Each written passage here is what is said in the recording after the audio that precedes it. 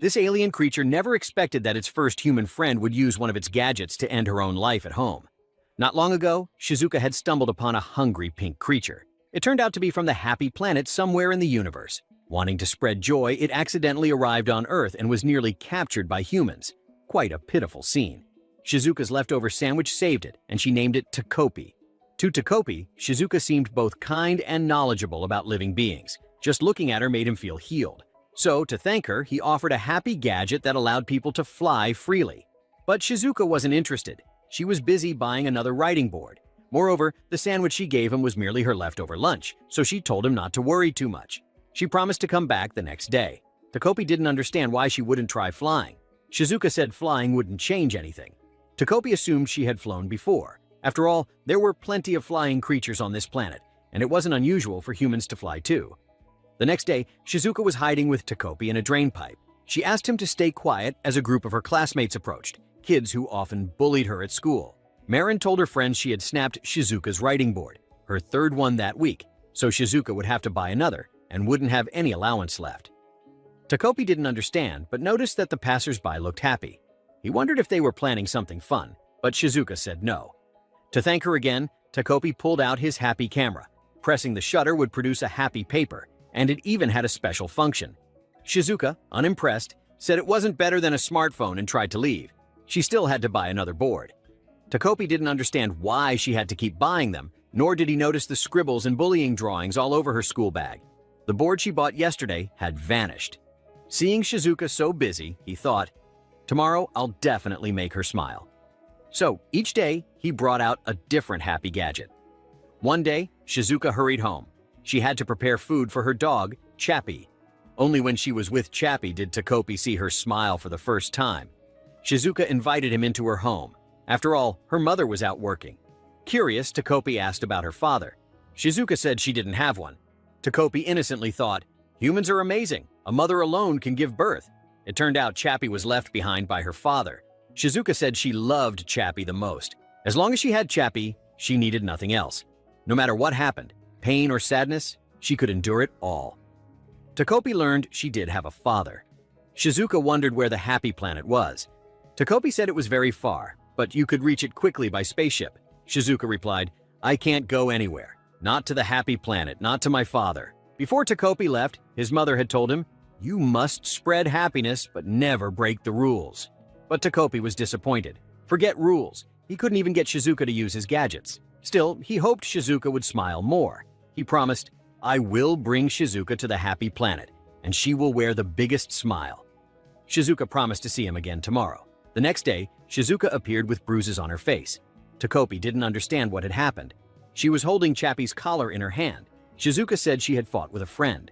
Takopi thought human skin changed color when they argued, so he pulled out a reconciliation ribbon, a gadget that would tie two people together and instantly resolve their conflict. It was strong and could stretch infinitely, no matter the distance. Shizuka begged for it. But happy gadgets must be used in the presence of someone from the happy planet. Still, since Shizuka asked, Takopi was willing to break the rule, hoping she and her friend would make peace. But Shizuka didn't show up by evening. Worried, Takopi went to find her. He passed the doghouse. Chappie wasn't there. He entered her house and found her hanging in the air, body swaying. He didn't understand what she was doing until she suddenly fell to the ground. Shizuka had long stopped breathing. Takopi believed breaking the rule had caused her death. He blamed himself and apologized endlessly. But death is the universal rule. No gadget could bring someone back. However, the happy camera had a special feature. It could read a previously taken photo and return to that moment in time. Takopi didn't understand why humans would end their own lives. So he decided to learn more about Shizuka, talk to her more, understand her better, and find a future where she wouldn't have to die. So tomorrow, she could truly smile. To understand Shizuka better, Takopi followed her to school. Before that, he used a happy gadget to disguise himself, appearing to others as a cheerful flower. He saw a girl who used to pass by the park calling Shizuka a parasite and expressing disgust, saying Shizuka smelled awful. Apparently to others, the plant on Shizuka's head looked like fish mint. In class, the teacher called on Shizuka to answer a question. Marin said Shizuka forgot her homework. Shizuka tried to explain but couldn't speak up. Takopi thought maybe Shizuka died from sadness over forgetting her homework. So he went back in time and whispered the correct answer to her. The next day, when Shizuka gave the right answer, Marin was stunned. At lunch, Shizuka left a lot of food untouched. Marin's group surrounded and mocked her. Takopi worried that if Shizuka didn't finish her lunch, she might die, so he helped her eat the leftovers. Later, Marin secretly threw out Shizuka's homework and bag, but Takopi retrieved them. He believed that Shizuka and Marin were fighting. On his planet, when Happy Planet residents fight, they hide each other's happy paper, a way to get attention and make peace. So, to him, Marin hiding Shizuka's homework meant she wanted to reconcile. Seeing that Shizuka didn't deny it, Takopi was overjoyed. He thought he was right. That day, Marin's group told Shizuka to meet at the gym. Takopi happily asked why she hadn't gone yet, not realizing that Shizuka was trembling in fear. Seeing her scared, Takopi assumed they had fought seriously, maybe over stealing each other's Happy Planet pudding. He used a gadget to transform into Shizuka and went to make peace with Marin. But before he could say anything, Marin slapped him hard across the face. She yelled that Shizuka had become arrogant. "Trying to act smart, huh?" Takopi couldn't stand up. He felt like crying. So scary. He had never experienced this. Fear gripped his heart. He wanted to run, but remembering Shizuka might die, he forced himself to stay. He tried to talk calmly to Marin. She shouted, "You don't have the right to say anything. You're trash. Daughter of a mistress. If you have time for this fake morality, give me back my dad." Then time rewound to the photo moment again. Takopi didn't understand Marin's actions. He began to think maybe his help was hurting Shizuka. He saw her leave the bathroom, heading toward Marin. He wanted to stop her, but his fear from the previous events kept him frozen. Then he had an idea. He transformed into Shizuka and sought help from the teacher. Thanks to that, Shizuka escaped with only minor injuries. Her classmate Azuma suggested making her situation a topic for the next homeroom discussion. Shizuka declined. Nothing will change anyway. Takopi wanted to apologize, but Shizuka knew he was the one who saved her. The teacher was confused. How could she both call for help and be attacked at the same time? But thanks to Takopi, she only had facial injuries. These days, Takopi had helped her a lot. Since Marin's father got involved with Shizuka's mother, Marin had bullied her at school. That made her hate school. It was full of unhappiness. But ever since she met Takopi, life doesn't seem so bad anymore. Takopi apologized and promised to find a way to save her from death. Marin was nearby, secretly watching. She was furious. All her bullying attempts had failed recently. When she got home, the dining table was a mess. Her mother said Shizuka's dad was going to have dinner with that woman. "You're on Mom's side, right? You'll listen to me, won't you?" Not long ago, Shizuka was walking Chappie when Marin suddenly approached her. She called Shizuka a freeloader unfit to own a dog, then started beating her mercilessly. Takopi hid nearby, too scared to move. Chappie ran at Marin, but it was all part of her plan. After being bitten, Marin started screaming for help. As a result, Chappie was taken away by animal control. Shizuka burst into tears and chased after them. Takopi used the happy camera to return to the past. This time, he told Shizuka to walk a different route, to avoid the park. But Marin still found her. Takopi tried again, suggesting a morning walk. But even then, she met Marin. He tried 25 times, but no matter what, Chappie was always taken away. Eventually, he realized Marin was actively seeking out Shizuka. Avoiding her was nearly impossible. Still, Takopi didn't understand. Why would Marin purposely get bitten by Chappie? It must hurt. Seeing Chappie taken away, Shizuka showed a face of utter despair. She would end up committing suicide again. Takopi realized Chappie is the only hope that brings Shizuka happiness. He swore to save them. Even if he failed now, he would try again and again until he found a solution. He used the happy camera. But after 101 rewinds, Chappie was always taken away. Luckily, this time Shizuka's mother appeared. Chappie wasn't sent to animal control, but to her father's place. Because the dog had bitten someone, it couldn't stay in town. Still, Shizuka had a chance to bring Chappie back someday. Before leaving for work, her mother told her, "Don't cause any more trouble." The next day, Shizuka, now without Chappie, was lifeless, but at least still alive. Takopi thought, if I can bring Chappie back from her father's, Shizuka will smile again. But where was her father's house? Shizuka was too depressed to speak. Takopi took out his favorite sandwich. "If you're hungry, eat. You'll feel better." But Shizuka just wrapped herself in a blanket. Eventually, it was time to go back to school. Takopi thought Shizuka might feel better there, but instead, she faced even more bullying. Marin played the victim and led the other students in criticizing Shizuka. Fortunately, Azuma stepped in just in time and asked if Shizuka needed help. Still, Shizuka isolated herself and chose to walk home alone. But Marin was already waiting on the path. She told Shizuka to follow her for a bit. Shizuka didn't want to go, but Marin said, "Let's talk about your precious little chappie." Shizuka hesitated, then agreed to go. Takopi was delighted, thinking, this must be their chance to reconcile. The night before, Marin's father had fought with her mother and walked out. Her mother took it all out on Marin. Marin couldn't accept it. To her, everything was Shizuka's fault. Since Shizuka's mother divorced, she had become close with Marin's father. Now, Shizuka's living expenses came from Marin's dad, money her mother was squeezing out of men. Yesterday, Marin's dad was supposed to buy her mother a ring. Instead, he spent time with a strange hotel hostess. Now, everything had changed. It was all Shizuka's fault. If only Shizuka didn't exist, Mom would go back to being the way she used to be. Seeing what was happening, Takopi stood frozen in fear. He thought, it's okay. I'll just rewind time again. But no matter how many times he rewound it, nothing changed. If he just stood there and watched from the side, the outcome was always the same. Shizuka would die. So Takopi made up his mind. He grabbed the happy camera and smashed it over Marin's head. He hit her too hard. Marin died. Takopi didn't understand. Why isn't she moving? Is it because it hurts too much? This doesn't seem good. He tried to use the happy camera to rewind time again, but no matter how many times he pressed the button, time wouldn't go back. Takopi began to panic. Then, Shizuka suddenly spoke. She thanked him, praising how amazing he was. Even though she didn't believe in magic, she had often thought, if only Marin didn't exist. Then she wouldn't hate going to school. But she could never do anything about it herself. Now Takopi had granted that wish. It felt like magic. Looking at Marin's body on the ground, Takopi was deeply conflicted. Is this really okay? But seeing Shizuka's bright, genuine smile, he understood. This time, I've really succeeded. Even if he could never rewind time again, as long as Shizuka was happy, that was enough.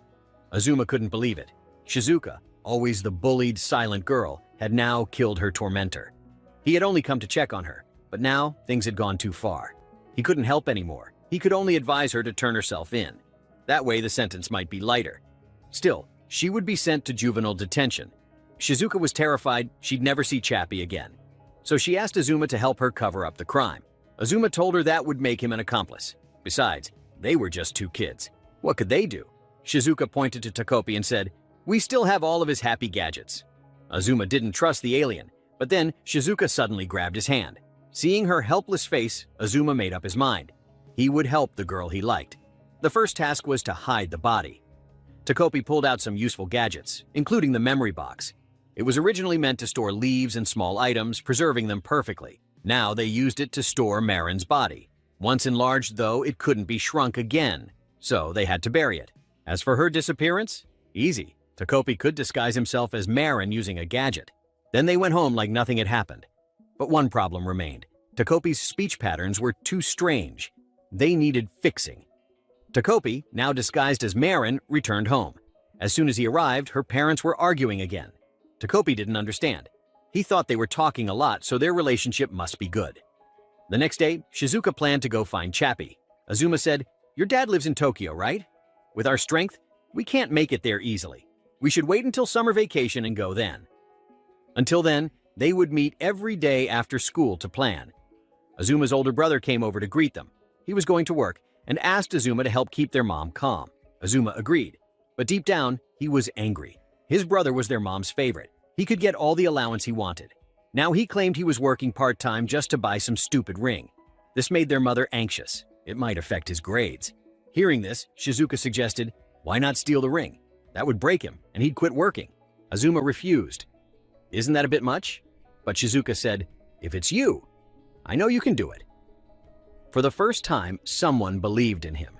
So Azuma decided to live up to her expectations. While his brother was in the bath, Azuma prepared to steal the ring. But just before grabbing it, he hesitated. His brother had once said, I bought this pair of rings with my girlfriend. Things like this, they only matter when bought with your own money. He also promised to buy Azuma a gift with his next paycheck. Suddenly, the phone rang. His brother was returning to his room. Panicking, Azuma asked Takopi for help. They used a gadget to escape through the window, but the gadget overloaded, and they fell. Luckily, they weren't hurt. Still, Azuma failed to steal the ring. He was terrified. His mother's parenting style was simple. If you fail, I take away your reward. Try harder next time." But no matter how hard he tried, he could never beat his 100-point brother. Eventually, their mom gave up on Azuma. Now he was afraid Shizuka would give up on him too, but she just smiled. Several days passed. Thanks to Shizuka's faith in him, Azuma gradually became happier. The three of them went to school together, played together, and shared fun times. During that time, Azuma once considered using a happy gadget to go to Tokyo, but none of the gadgets were suitable for that. He blurted out, "I can't believe you came to Earth relying on this stuff." Takopi replied, "That's not how I got here. On the Happy Planet, there are even more powerful happy gadgets, like a 3D mini model of a Saturnian dog or the Great Happiness Clock that can travel through time anytime." Azuma was amazed. "That sounds awesome. If you use that, couldn't you make it so none of this ever happened?" Takopi replied, "I can't do that. For some reason, I can't go back to the Happy Planet." But he couldn't remember what that reason was. After thinking all day, Takopi gave up. That day, Marin's parents were fighting again. Suddenly, her father said, "Maybe Marin should come live with me." Hearing that, Takopi, disguised as Marin, assumed it meant they would move to Tokyo, where Chappie was. Excited, she said, "I want to go too." This crushed Marin's mother. After the father left, she confronted Takopi. "Why are you betraying me? You've always been on my side." Takopi thought, "Tonight, I'm definitely going to be abused." But instead, the mother collapsed, sobbing. She begged Takopi, "Give me back my daughter." She began regretting everything she had done. She pleaded for Marin to come home. At that moment, Takopi noticed the family photo in the cabinet. He seemed to see a family that had once been loving, but had slowly fallen apart. He realized he had done something truly cruel to Marin, something that destroyed a family's chance to reunite. Takopi decided to make amends. He would talk to Shizuka, seriously. At the same time, a company began conducting a geological survey nearby. As a result, Marin's body was discovered. The next day, while the three were meeting, Takopi wanted to talk about Marin's family, but was shouted at, "Change back right now!" He showed them the news report. The police had discovered Marin's body. They are treating the incident as a murder after finding signs of blunt force trauma to her head. The three went home in fear, and Azuma deeply regretted joining them back then. The next morning, a police team came to Shizuka's classroom to start an investigation. Azuma was so scared, he couldn't even lift his head. The teacher informed the students of Marin's death and asked them to share any information that could help the investigation. After school, the three continued their meeting in an empty lot. Azuma nervously insisted, "We're fine. We put her in the memory box, so they won't know what day she really died. We wiped off all our fingerprints too, so we're fine. Nobody will suspect us just as long as we keep quiet. We're going to be okay. It'll all be okay." Takopi didn't agree with staying silent. He wanted to tell Marin's parents the truth about her death. Hearing this, Azuma admitted Takopi was right. If they told the truth now, maybe they'd be granted leniency. But Shizuka reminded them that the point of today's meeting was to plan ideas for the summer. Azuma had once promised he would help her handle the matter smoothly. Because he loved her, he got even more deeply involved in this crime.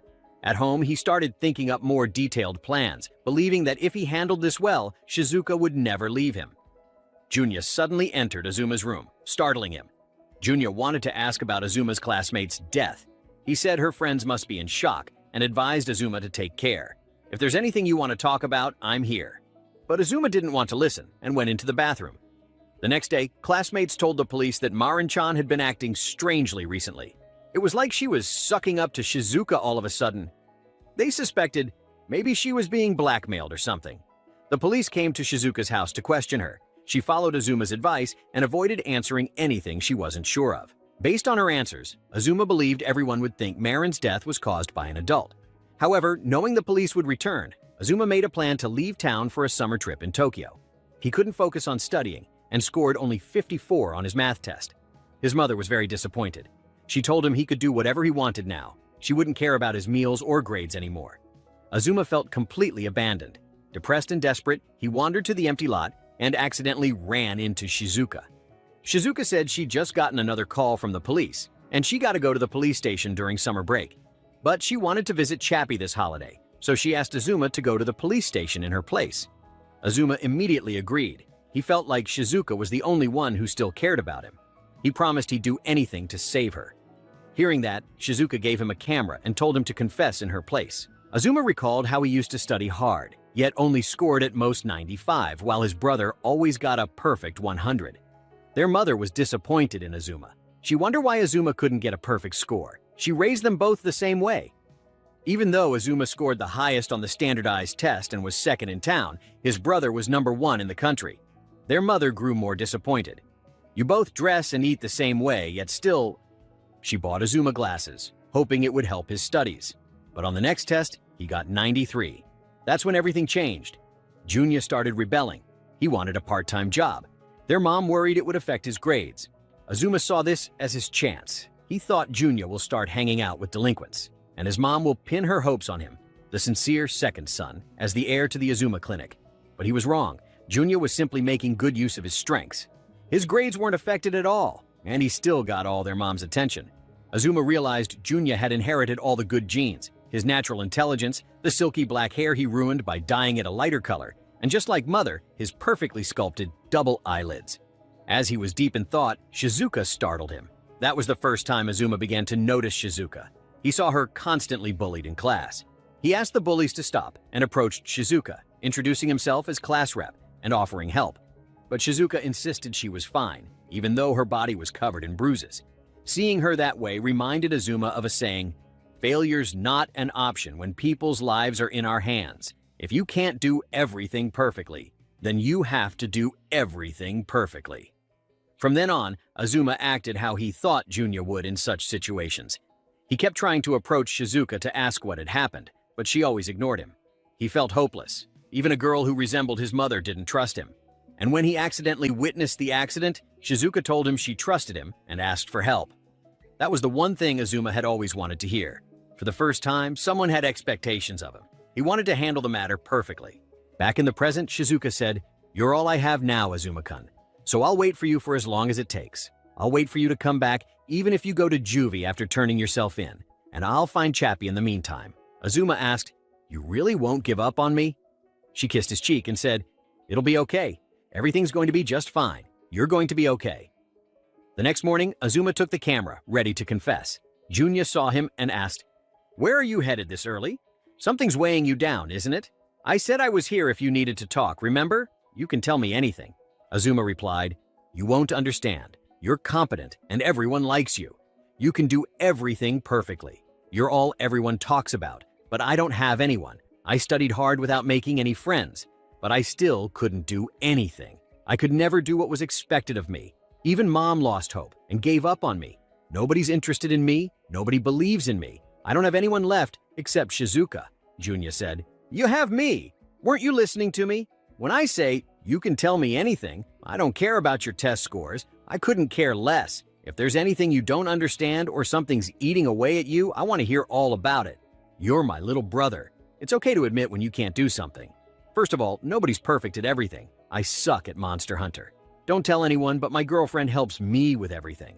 And mom's pancakes were terrible. They weren't cooked through, but they'd go hard in the fridge because she'd make them before her night shift.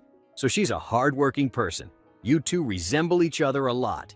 Azuma cried and said, "Mom bought these glasses for me, but I couldn't tell her the lenses aren't right for me anymore. I have so many things I want to ask you, and there's something I need to tell you, big bro." The next day, everyone heard the news that Azuma was involved in the murder case. They knew he was a good boy and were sure someone put him up to it. And the rumor was that it was a classmate of his by the name of Shizuka. Shizuka also heard the news and realized Azuma didn't help her anymore. She asked Takopi what they should do now. Takopi said, "Maybe we should tell people the truth." But Shizuka didn't care. She wanted to start summer vacation right away. They would go to Tokyo. The next day, Shizuka decided to go to where her father was staying, hoping to see Chappie again. She and Takopi headed to Hakodate Port to travel together to Tokyo. Along the way, she saw families playing with their pets, which made her even more eager to reunite with Chappie. Eventually, she arrived at the apartment where her father lived. He opened the door holding a little girl. Another girl named Satsuki ran up to him, hugged him, and called him Dad. Seeing this made Shizuka feel a little sad, but what she cared most about was seeing Chappie. She told her dad she had come to see Chappie. From inside, she heard barking, but it wasn't Chappie. Satsuki asked, "Who is this girl? Why does she keep calling you Dad?" Her father looked at Shizuka's dirty appearance and replied, "I'm wondering that too." Hearing that, Shizuka felt like her whole world was collapsing. She told Takopi that maybe those kids had eaten Chappie, just like how you eat cicadas off the ground. She wanted to rescue Chappie by opening up their stomachs. "We'll know if we cut them open," she said. She asked Takopi for a gadget that could capture people and check what's inside their stomachs. Takopi said, "I don't know of anything like that." Shizuka believed he was lying. If that's the case, she'd find another way. She snatched one of Takopi's gadgets and thought she could sneak into their apartment using it. Takopi begged her to stop and apologized, blaming himself for not being smart enough to help her. He pleaded with her to come home with him and promised to give her gadgets to play with instead. "You can float in the air a little with flappy wings. I bet transforming into a caterpillar using the transformation palette is also fun. So please go back to your old self, Shizuka-chan." With a cold expression, Shizuka asked, "So you're not going to help me anymore either, Takopi?" Looking into her eyes, Takopi remembered. He had seen those eyes before. Then, Shizuka used a rock to kill him. At that moment, all of Takopi's lost memories came flooding back. The first person he had met on Earth wasn't Shizuka. It was Marin. The timeline shifted to the year 2022. Marin, now a high school student, found Takopi in a sewer pipe and befriended him. Takopi introduced himself and said his goal on this planet was to make people happy. He asked Marin to give him a name in her language, so Marin called him Turdball. He went to school with Marin. The girls there often gossiped about the scar on Marin's face, guessing she might be part of a Yakuza gang. They also heard she had a talking octopus. Takopi took out a lot of gadgets, hoping Marin would enjoy using them, but she didn't seem to like any of them. She told him to keep his voice down while inside her house. She opened the door and found her mother as gloomy and drunk as always. She said she would make dinner right away. Her mother weakly called out to her. Marin pretended not to hear. This made her mother furious. She pointed a broken glass shard at Marin and shouted, "Why won't you place a bulk order online before we run out? Are you saying Mommy deserves to drink this cheap liquor? Mommy needs liquor from refined kombucha. Don't you agree, Marin-chan? You can't even take care of the house. That's why boys don't like you." Marin trembled in fear and kept apologizing to her mother. Later, in her room, she shared with Takopi that she's scared of glass. She once upset her mother when she was little, and a cup broke. That's how she got the scar on her face. She said she wants to become a happy mother someday. She'll give birth to a happy baby and make sure they're happy. Takopi was glad to hear that and replied, "So you've just been copying her." Marin didn't understand. Takopi explained, "I'm saying you're always rough with me because you're copying your mama, right? That must be how humans practice raising their own kids. You'll be a great mother." Hearing this irritated Marin. Takopi wanted to help her become a great mother, but first, he thought she needed a boyfriend. Just then, Azuma called out her name. Sometime later, Marin told her mother that she had reunited with Azuma, whom she hadn't seen since the summer of elementary school, and had started dating him. Her mother was overjoyed and wanted to meet him next time. She said, "Your daddy's work isn't going well because of COVID, so I'm sure he'll come home soon. And when he does, we should all go out for dinner." Hearing that made Marin feel awkward, knowing her father wanted a divorce, which her mother refused to accept. Her mother had heard that Azuma is in line to take over that clinic and praised him, saying he has a bright future ahead of him. But Marin didn't dare tell the truth, that Azuma's older brother was the one who would take over. Still, it had been a long time since she had had such a pleasant conversation with her mother. She wondered whether Azuma liked sweets, as she had heard he liked pancakes. She also wondered if he minded the scar on her face. She had gone through a lot in her youth. Her father left, her mother became a different person, and she didn't have any close friends, so she was always alone. But lately, her life had started to change since Azuma appeared. She even read magazines to pick the perfect spot for their first date. While the two were walking home from school, students were gossiping about a beautiful transfer student, but they said she had gone through a rough time. She even attempted suicide a few years ago. But the rope broke. Her name was Shizuka. As soon as Azuma saw Shizuka, he was immediately captivated by her beauty and completely ignored Marin's words. At the cafe, Azuma told Marin that he was all Shizuka had. She has no family or relatives. She came back to her hometown by herself, so reuniting with her is a miracle. He then confessed to Marin, "I've loved Shizuka since elementary school. I was the only one she could count on, and now I'm realizing she's the only one I have too." Hearing that, Marin was so shocked that she couldn't say a word. She returned home, and her mother asked, "What time is Azuma coming? I haven't cooked a nice dinner like this in so long. I even made the Bavarian cream you like. This is so exciting. I hope he likes the food I made. Look, I even blow-dried my hair for today." Takopi said he would go get Azuma-kun for her and told her to just stay there. At that moment, Azuma and Shizuka were talking after so many years apart. Azuma was still drawn to her beauty. She wanted to hear what he had been up to all these years. Takopi stood nearby, watching them. Meanwhile, Marin told her mother that Azuma wouldn't be coming today. Her mother suggested they should just reschedule for next week, but Marin cried and apologized. Azuma, on the other hand, was telling Shizuka about his relationship with Marin, blaming himself. I bet Marin is deeply hurt right now. I can't make things work like Junya can. Back home, Marin's mother became furious. Is it because of that scar again? I'm such a bad mother, aren't I? It's my fault you're damaged goods. But that's why. I did everything perfectly today, didn't I? Look how much food I cooked. Marin tried to explain that it wasn't the scar. It was because Azuma had fallen for someone else. Shizuka gently took Azuma's hand and said, "You're fine just the way you are. Don't compare yourself to others. I'm always watching you." Marin's mother thought she was mocking her, so she savagely beat Marin. She believed Marin had betrayed her. Her mental state was clearly very unstable. She knew the scar on Marin's face was her fault, but she couldn't accept it. She picked up a sharp iron rod, intent on doing something. When Takopi returned, he wanted to apologize to Marin for not being able to bring Azuma. The girl he was with had scary-looking eyes, he explained. Marin was apologizing to her mother, blaming herself, saying, "I should have killed Shizuka when we were in 4th grade." Unable to bear the weight of guilt and pressure, Marin's mother took her own life. Takopi didn't understand how serious the situation had become, and he suggested, "Let's kill Shizuka. If I go back in time to when you were in 4th grade and kill Shizuka Kuzi, that'll make you happy, right, Marina-chan? That's easy with the big happy clock. Leave it to me. I'll be right back, Pi." Takopi returned to his happy planet.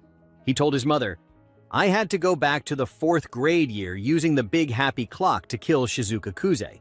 His mother replied, "If that is the conclusion you've reached, I shall erase your memories and return you to the happy state of a newborn. You came here by yourself. You broke the most important rule of Planet Happy. You will be banished from this planet. That's why you must be reborn and forget everything that's happened." This time, Takopi promised to make Marin happy at all costs. However, the moment he arrived back on Earth again, he had forgotten everything. Who was it I wanted to see smile? How could I have forgotten? He wondered. And the second person he met on Earth was Shizuka, and the horrible events unfolded all over again. Shizuka grabs a rock and wants to hit Takopi to vent her anger. Takopi returned to the old vacant lot while Shizuka remained in Tokyo to search for Chappie. Azuma went to the vacant lot to look for Takopi. Since she was little, Shizuka always saw her parents fighting, which made her very sad. The only thing that brought her comfort was her dog. She wished upon a star when she was in trouble. She wished for a dad who wouldn't leave. She wished for a tasty school lunch. She wished for a fun school without bullies. Back to the present, Takopi told Azuma everything that had happened during both of his visits to Earth. But Azuma didn't understand any of it. Takopi wanted Azuma to come with him to talk to Shizuka, but Azuma said he couldn't see Shizuka anymore. He had come only to say a final goodbye to Takopi. After confessing everything to his older brother, his family's going through a lot right now. The Azuma clinic had shut down. His mother was bedridden due to stress, so he didn't want to cause more trouble for his family. Takopi asked him, "Why would you say something like that? I don't want you to go anywhere. Not seeing each other anymore would make me sad. Didn't you have fun when you played with me, Azuma-kun? Why are you saying goodbye, P? Is it because I'm stupid and bad? I don't understand. Why do I still want to see Shizuka-chan smile? I don't get it. Shizuka-chan is a bad girl and she hurt me. She's the reason Marina-chan is sad. But she's also nice and shared her bread with me. And it was so much fun when we played together. So I don't understand. How can she be a good girl when she's also so bad?" Azuma replied, "That's how it is. People can be good and bad at the same time. You're only realizing that now, you stupid octopus. You sure are stupid. Shizuka is too. She doesn't do her homework. And as for me, I'm the stupidest. Even so, it was fun when the three of us hung out. For the first time in my life, I actually looked forward to going to school. And that was because we were friends. Even though you're a dumb airhead who's no better than a piece of trash. You're kind. You called me amazing even though I'm just a useless, hopeless idiot. And I know you meant it because you're too stupid to lie. So I came to say thank you. This is your gadget, isn't it? I'm sorry for taking it without asking. You can have it back. I had lots of fun hanging out with you two. But I guess I wasn't enough for her. I tried saving Shizuka just to impress myself. But in the end, I couldn't do anything. I bet trying to save her was a mistake in the first place. Although I gave it my best shot. I gotta go now. I only meant to sneak out for a little bit tonight." Takopi asked him to wait a second. He noticed Azuma had new glasses. Azuma said Junya bought them for him with his final paycheck from work because he got fired. Junya might not get to go to college. Hey, Octopus, do me a favor. There's a gadget that can rewind time on Planet Happy, right? If you bump into me again, tell that version of me. Don't be afraid to have fights with your big bro. Bye-bye, Takopi. Takopi cried as he said goodbye to Azuma. Winter arrived, and the newspaper reported that 2 young girls in Tokyo had gone missing. Luckily, the police found them safe. The suspect was said to be a young girl. Later, Shizuka returned to that empty lot. Takopi was overjoyed to see her again, but Shizuka told him to get out of her way. She had to go to the animal rescue shelter to find Chappie. She had to check inside the staff's stomachs, too. Takopi said, "You'll make the people at the animal shelter sad if you do that. You shouldn't do things that will hurt other people." "I don't want you to hurt people, Shizuka-chan, because it'll make me sad too. I know you'll be sad too. I know you've gone through a lot and been by yourself for a long time." Shizuka didn't want to hear anymore. She stepped on Takopi and repeatedly bashed him with a rock to vent her anger. My dad looked at me like he didn't know me. So what should I have done? If Dad's not just my dad anymore, what was I supposed to do? When I was told I couldn't get on the ferry by myself, what else could I have done? I don't have a grown-up who will look after me. When Mom stopped coming home, what should I have done then? And what about when my notebook went missing? They all say I stink, but where do I stink? Mom never told me. What was I supposed to do when I couldn't see Dad whenever I wanted? What should I have done when nobody turned up to school on Parents' Day? What was I supposed to do when everyone got mad at me about Chappie barking too loudly? What should I have done when an adult asked, "Are your parents home?" But no one was. What was I supposed to do? Tell me, who should I have talked to about these things? Nobody ever cared about me, remember? So answer. All of it. What are you saying I should have done? Takopi grabbed Shizuka's hand and said, "I don't know. I'm sorry, Shizuka-chan. It's too hard for me to understand. It's a happy handshake. I'm sorry. I'm sorry, Shizuka-chan. I'm sorry I'm not able to do anything for you, Pai. And I'm sorry for always trying to do something for you when I had no idea how you felt, Shizuka-chan. I'm sorry for not listening to what you had to say. I'm sorry for not trying to understand you, Shizuka-chan. I'm sorry for leaving you all by yourself." Hearing those words, Shizuka cried out loud. After that, she wandered aimlessly with Takopi. When they got tired, they slept, and when they woke up, they continued walking together. But Shizuka kept crying every single day. Takopi said he was happy that it was just the 2 of them. He showed her his gadget. "When you take a photo with this and feed it back into the camera, you can go back in time to when that photo was taken. It's broken, so it won't do anything. But you know what, Shizuka-chan? I actually got my memories back. There's one last thing only I can do for you, my happy powers. By using them, the camera will function again one last time." Shizuka begged Takopi not to do it. She didn't want to lose him, but Takopi said, "I'll bring out the biggest smile you've ever had. Spending time with you made me so happy, but I need you to smile, Shizuka-chan." After saying that, Takopi vanished. Time rewound one last time. Shizuka wondered what she was doing and who she had been talking to here. The next morning, Shizuka woke up with Chappie.